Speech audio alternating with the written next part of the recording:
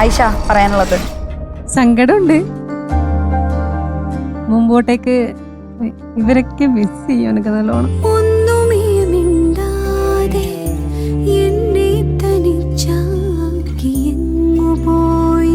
ഞാനൊരു റിക്വസ്റ്റ് ചോദിച്ചോട്ടെ, കോറസ് പാടാൻ വരാൻ പറ്റും? അയ്യോടാ,